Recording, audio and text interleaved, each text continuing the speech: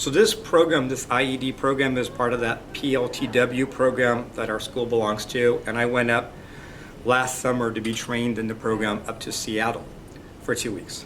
I had to go through all the steps myself. And so I've created everything that I'm asking the students to create. I've already gone through and created all the exact same pieces and done all the exact same mathematics. So in the end, the students have two main projects they're working on, both using professional level CAD software that you would find in any engineering house. So one of them is making this automata. We're giving them the raw structure of the box, and they're gonna have to put it together and figure out all the math involved to make whatever they wanna make animated.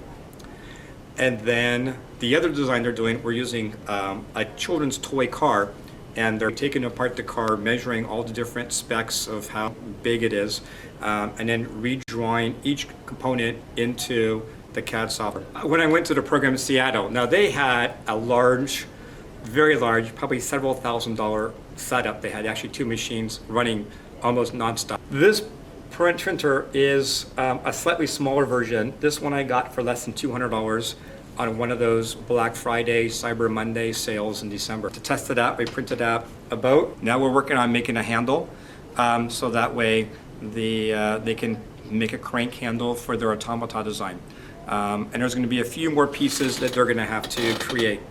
A handle is a generic item that everybody needs a handle, so I'm just going to mass produce the handle. That's it. All total, it'll take 37 minutes to make one of those crank handles, and there's 20 more minutes left on that job.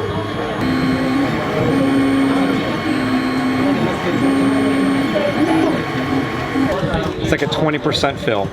It figures out every single layer, where every single layer is going to go. I think they're pretty cool, but it kind of feels like I'm cheating. I don't know why, because I didn't make the handles, and I feel like I should be the one making like everything for the box. It's pretty neat. He makes a lot of stuff on it, and it looks pretty cool, and I think it's a good investment. And it's like this spinning thing, so you use it as a rod, and it's gonna move stuff in the rod. It's like this, right? So when you roll on these, so that's what we're basically making with the 3D printer.